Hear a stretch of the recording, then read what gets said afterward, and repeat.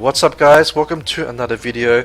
Today we'll be talking about the latest patch. I do have the Guild Wars from the weekend to show you later on as well, but that will be, I still need to edit that video, so that will come probably tomorrow or the day after once I have time to edit everything. But anyway, let's talk about today's patch first. So first off, we got the new unicorn monsters, right? So first off, we got the fire one. First skill is a stun, right? Or a chance to stun, and it scales of max HP. That's already sounds very nice, right? We know this is like this is what beast monks do pretty much. Now the scaling is a little bit different. So this page is on the Reddit thread. So Xandro has looked into all the multipliers, and so we can see that the first skill, like that's the ice horn and the fire horn, etc., they scale off 180% attack and 12% max HP. Now to compare this to a beast monk scales 110% attack and 18% HP. So they scale better off HP, right, compared to these unicorns. Unicorns will scale a little bit better off attack, so they're a bit, I would say they're a bit more like a bruiser, more so than like a pure tank. But it's nice that if you build as a tank, you still get some decent damage out of it, right? So they won't do as much damage as beast monks, but I think it's still pretty respectable. And considering it's a stun, that's a very strong ability. It's better than say like Kumar's continuous damage, etc. It's sort of comparable to Chandra's one. Chandra's one is a 30% chance to stun on the first skill. But we also need to see whether it gets any more additional harmful effect rates from skill ups, right? We'll have to wait and see for people, we have to wait for people to pull them, and then we can see what the upgrades are. Alright, second ability creates a shield which is stronger on herself and a bit weaker on the allies, but I think it's decent. It's a soother heal kind of thing. It can get removed, but I mean, if you bring it against a team that has no buff removal, this is a pretty nice ability to have. And the passive is damage reduction from water units.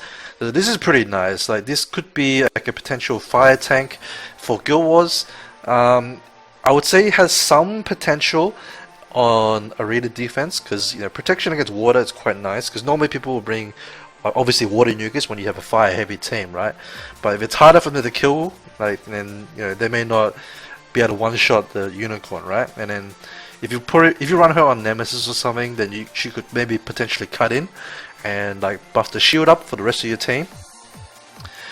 Now additionally, she has a transformation which all unicorns have, and it basically swaps the scaling, right? So she'll gain attack power and lose HP. So basically converts her into an attacker, right?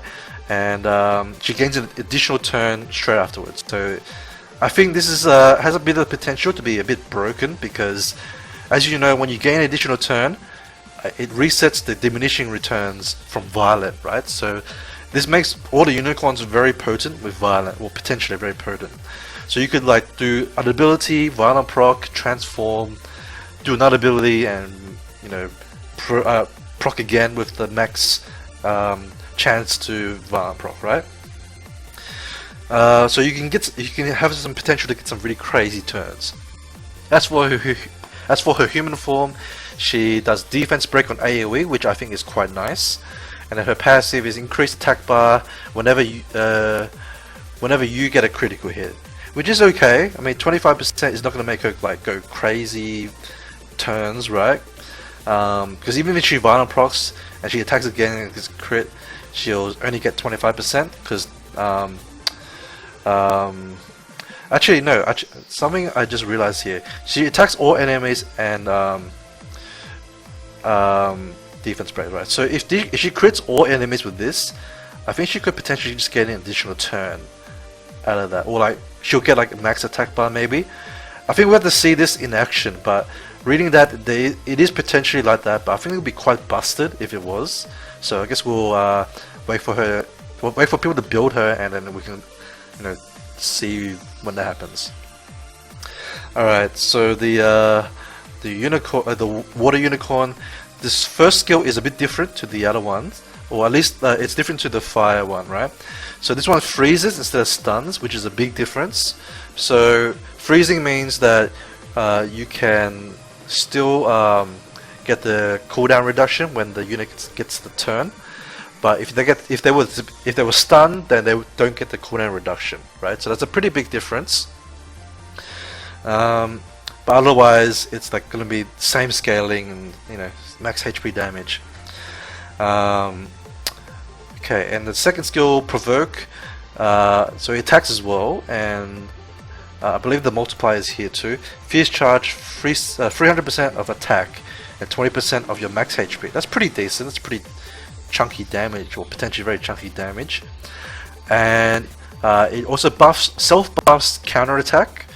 Alright, and I guess that's a pretty good in terms of synergy, because when you counter attack, you should do the Ice Horn, and that means you can freeze the unit afterwards, right? And it also passively increases defense when it gets attacked. So obviously for the first attack, you'll still take max damage, right? Because you won't have the defense buff up yet. But after that, you'll get the defense buff, and it makes it very easy. Like, it makes it a very strong tank. Obviously, this effect only activates once per turn. But I mean, as long as you're getting regular turns, right, this will keep proccing, and you can keep like maintaining the defense buff like indefinitely by the looks of it. I think that's a very strong passive to have, right? Especially in combination with the rest of the Unicorn skill kit. It's very good synergy, right? It will be a very good tank in Guild War offense. So you can take things like Wind Monkey, potentially Wind Panda too. So yeah, I think that's a pretty strong unit already. Now the human form, the second skill is remove all harmful effects on allies and increase defense. That's pretty nice. So she can be like a cleanser if you need it, and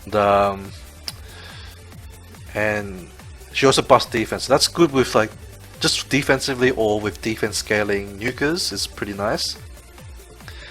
Like it'd be a good combination with Wind Panda, because I mean, she's a different element to him for one, and two, it's additional harmful effect rate.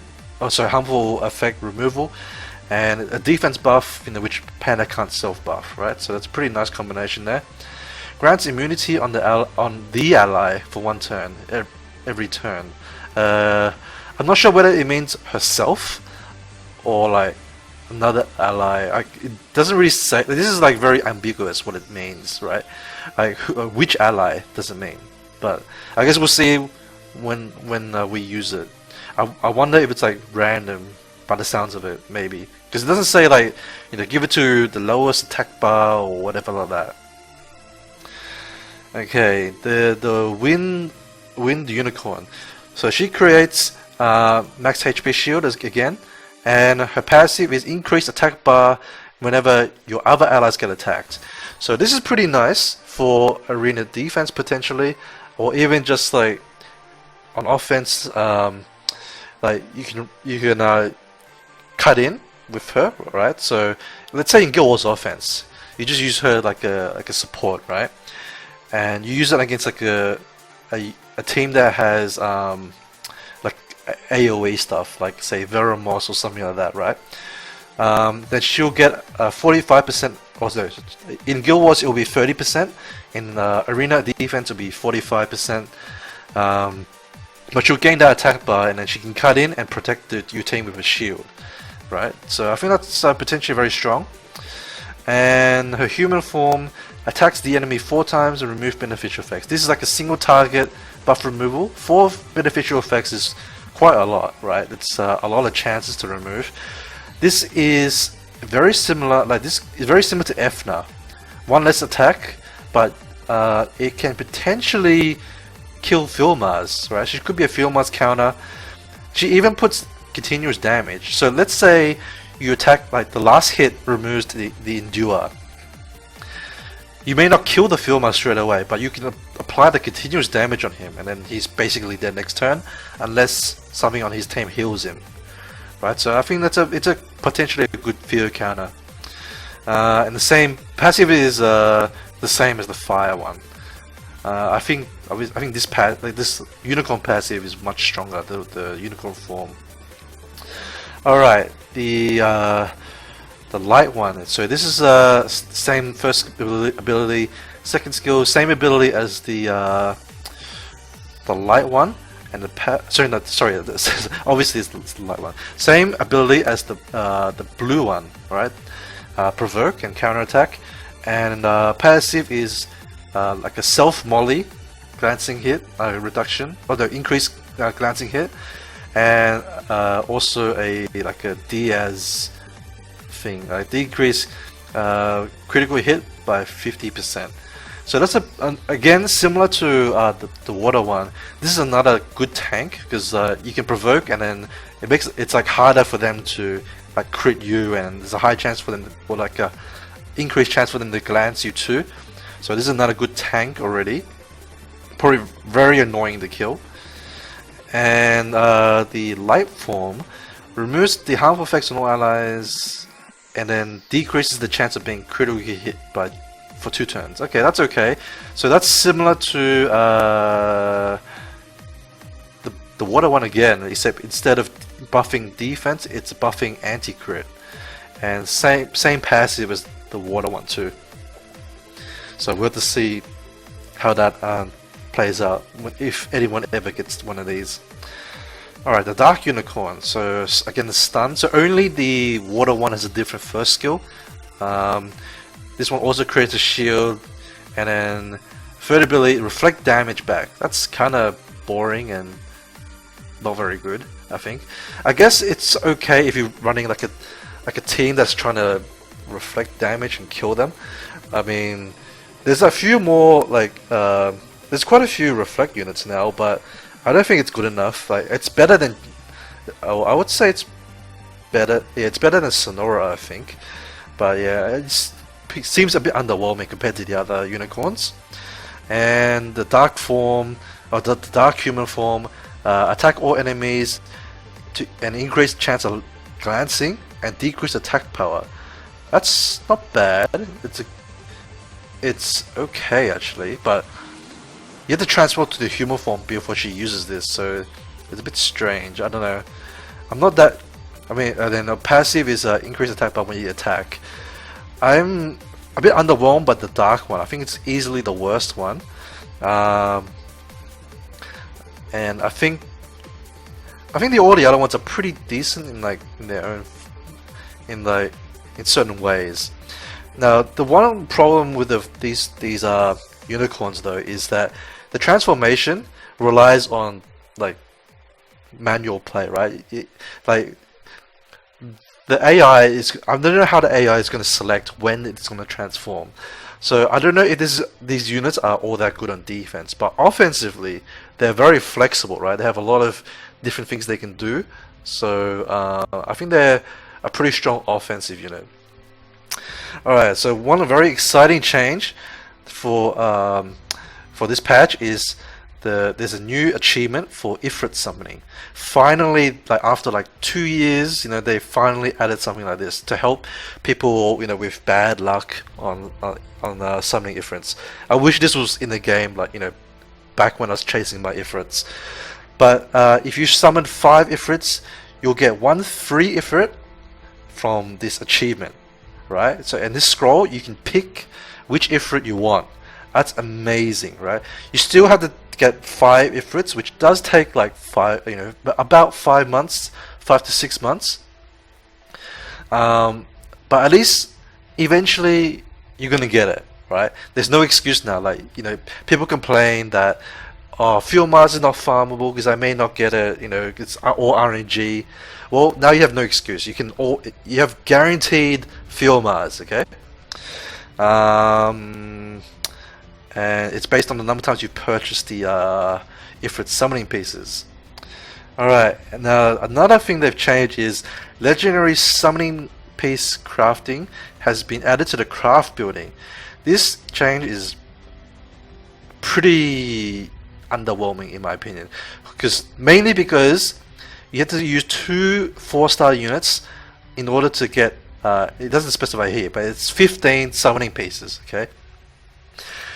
Now that's like not even a quarter of a legendary scroll. So imagine you have to spend like about 10 4-stars to get 1 legendary scroll.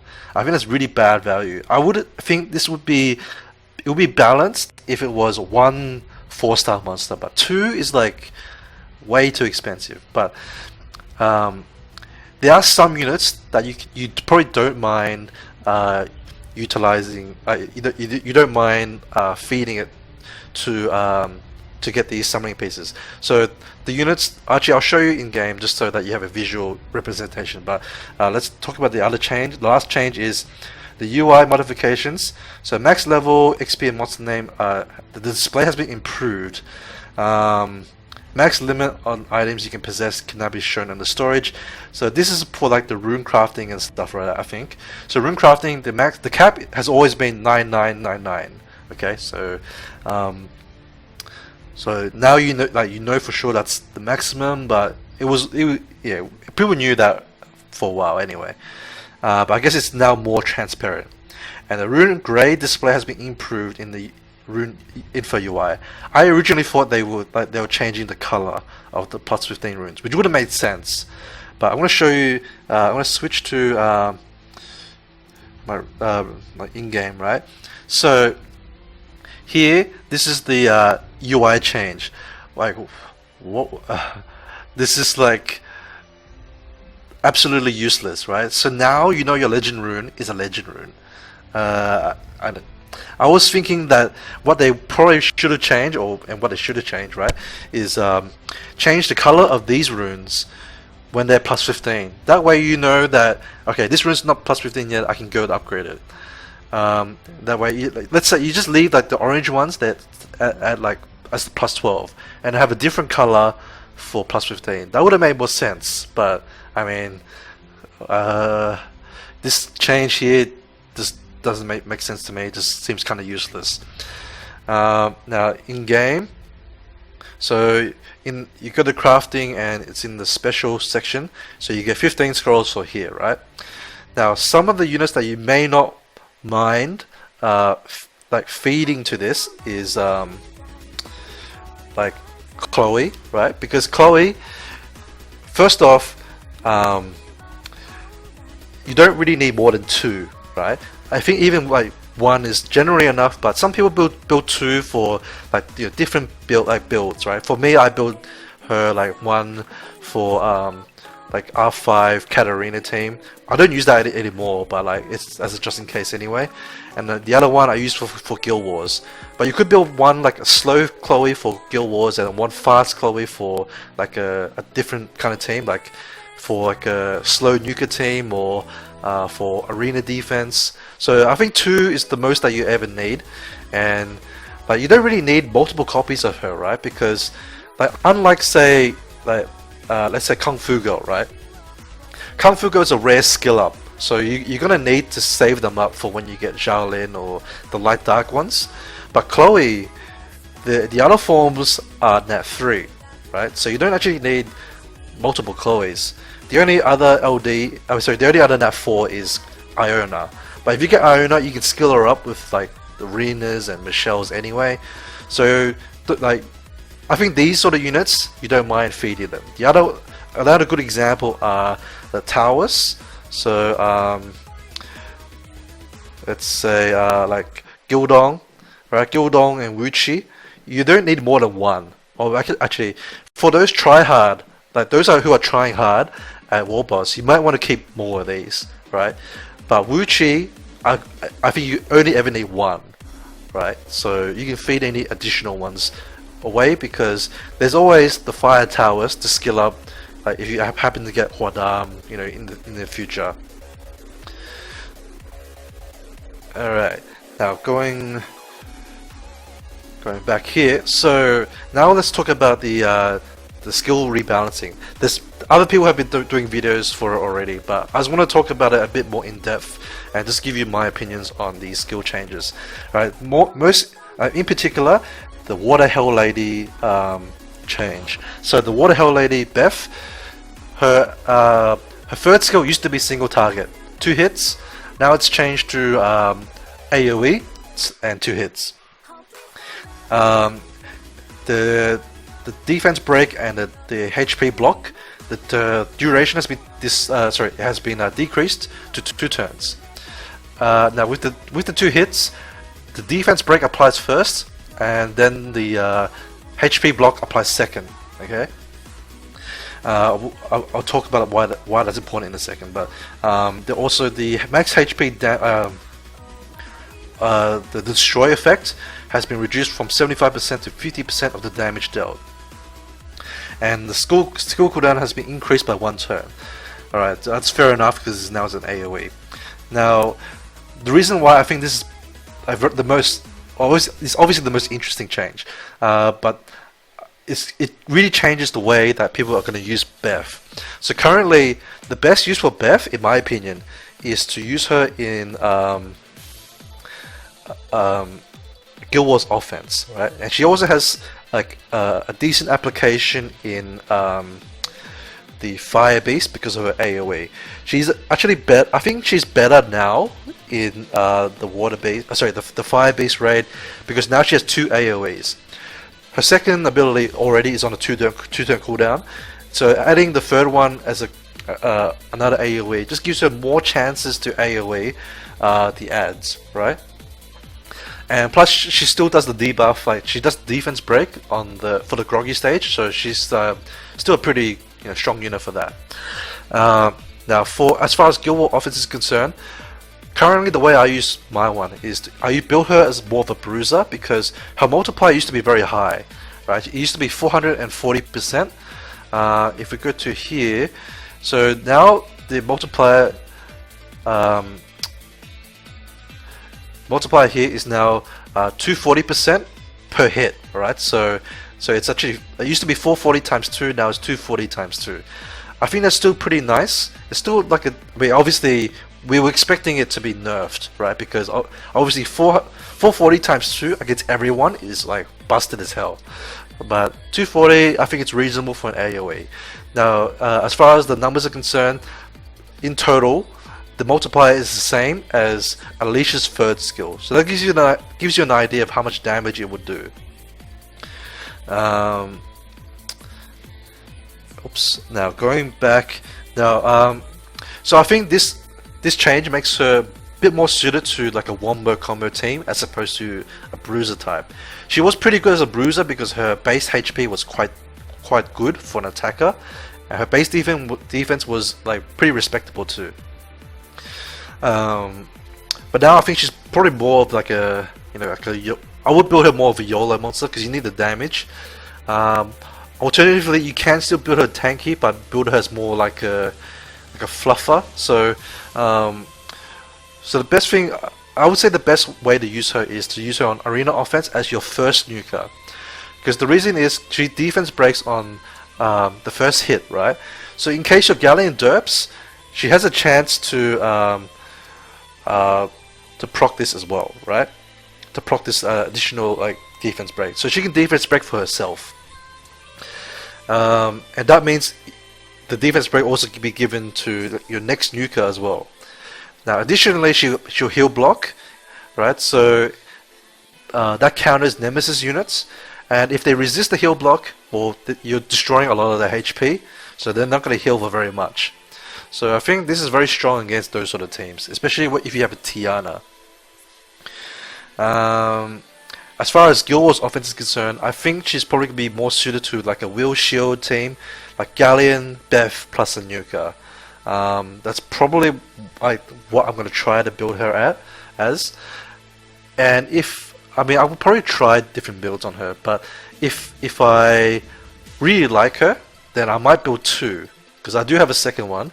And because I think having the option of having like a fast nuker for AO and then like a slower one, like a slower bruiser type for Guild Wars, I think it might be like, decent to have. So that's this is sort of the reason why I say never feed your Nat fires, even if they're dupes, because you never know when you might have a use for it. Alright, so moving on, these next changes probably won't take as long as this one was like fundamentally like, you know, very different. Alright, so the Wind Hell Lady now has a chance to remove buff beneficial effects up from 50% to 100%. So this doesn't change what you were using her for. So before, you were using her as a way to one-shot Filmars. This just makes her do that a lot better, right? So you don't have to worry about failing to do the beneficial effect removal. I think that's a very good change for her. But apart from that, it doesn't really change her that much. Okay, so it really only just makes her counter fears a lot easier. Alright, so Water Sea Emperor Maelstrom is the third ability. Alright, so this is the attack bar reset ability and also AoE slow.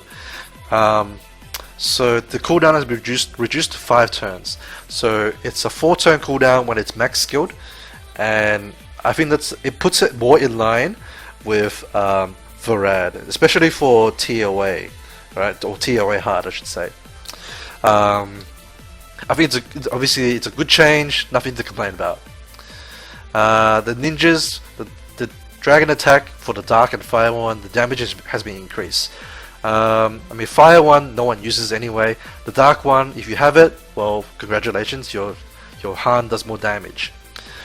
Our Cook Girls, the Toy Knights have been have had their damage increased. So looking back at the multipliers here, the Toy Knight multiplier has been increased from 300% to 340.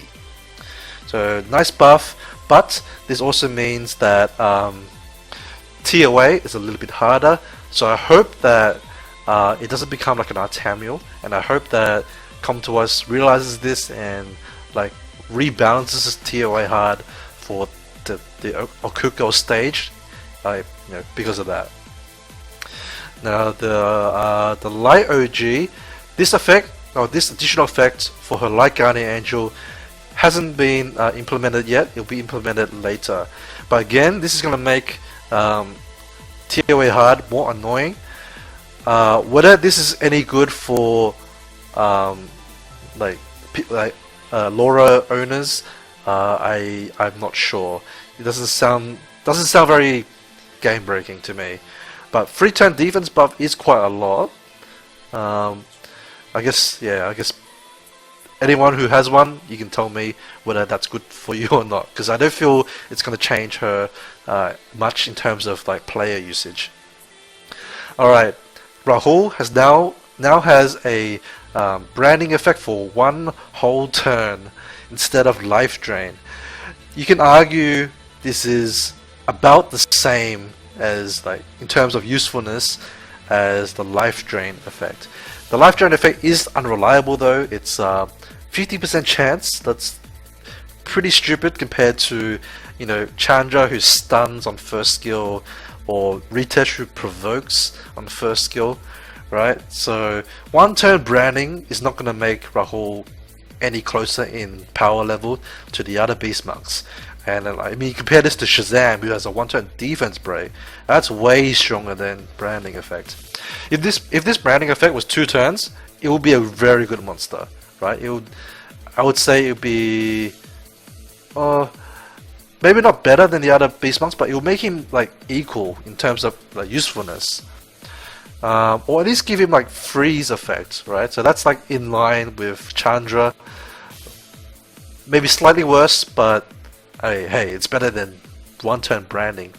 By the time you can move and make use of that, it might have worn off already. Alright, Dark Portal Queen. So this is sort of like a ongoing trend with Come To Us, in that if a unit's active skill is not OP enough, they add a passive effect or just turn it into a passive, right? That's a great way to like make things better. Like, I mean, it's fundamentally the same as before in a way. Like, it's keeping the reflect damage of what it had before. It no longer heals though. but it increases her damage when other units take damage. I had to reread this. Initially, I thought it was like a team reflect, which would have been busted as hell. But it's actually like when her allies take damage, she herself gains damage for 1 turn. So it sort of sets herself up for a big nuke. I think this might make her useful for raids, because your team's always going to be taking damage, right? So she's always going to gain this buff. So she might be able to do quite a bit of damage in raids, but apart from that, it's a pretty underwhelming change, right? I feel that Lydia could have used something a bit better than this. Alright, Jack-o'-lanterns, the next scale of speed, increased in addition to attack power, nice bonus. Especially, it's more for chilling though. Chilling is the main unit that would be speed based, because generally speaking you're going to use Jack-o'-lanterns in Necro, but chilling you might use him in like PvP or in Dragons. So scaling of speed helps him do some more damage, especially because his first skill is the main source of damage as well. So that's a nice thing to have. Light Horus, attack by recovery is a bit higher. Whoop-de-doo, it's like 5%. I don't think it's going to make a big difference to him. I feel he needs like a skill kit change more so than like this minor buff. Alright, Magic Brownies. They're now limited to 2 additional turns from their first skill, Run Run. This is mostly relevant for Orion, and to a lesser extent Gemini. More so for Orion because like I feel that two additional turns is already enough for him to do like Harmless Prank a second time. Because normally you'll see him do Harmless Prank, run, and then Harmless Prank again, right? So this doesn't really prevent him from doing that. He can still do it, but yeah, I mean at least they're capping it. It's a start. I think it should be 1 additional turn maximum. Anyway, Fire Grim Reaper, the cooldown has been reduced by 1 turn. That's third ability, I believe. So that makes him a little bit better for like a Firemon farmer or Tomor farmer. But I think other units do like Firemon farming better than he does, because he requires very strong runes, and I don't think he's worth using anyway. I guess this is like a buff to some TOA stages, but nothing too game breaking. Maybe just the mass fire Grim Reaper stage, but generally speaking, they should only get Living Hell off once. If he's doing it twice, then you're probably gonna die. Alright, the Light Grim Reaper Judgment, the cooldown's been reduced by 1 turn. That's nice for TOA hard, so it just makes it easier for them to keep stunning. So nice change. This is another very strong buff here. Light Sky Dancer now increases the attack bar of herself to 100%. So it's like a self resurge, and she also heals herself in addition to her target. That's insane. So now she's like a crazy Chasun, right? Because she'll get like an additional turn straight away. It will help her cool down this like a lot easier. And she's healing, one target for quite a large amount, and then herself for 50%. 50% is a lot, right? She's going to be incredibly hard to kill. So anyone who has a Yu Hong, you should be very happy. I would love to have a Yu Hong now. It's like seeing this change, I would love to have one. Alright, Drunken Master, increased damage on Rolling Punch. So Rolling Punch got changed, I believe 1 or 2 patches ago. They changed it to an ignore defense, but reduced the multiplier. It was counterintuitive because, like, ignore defense, or obviously it increases the damage it's supposed to deal, but it reduced the multiplier by a lot. So in the end, he was basically just doing the same amount of damage. The only difference is he doesn't require the defense break.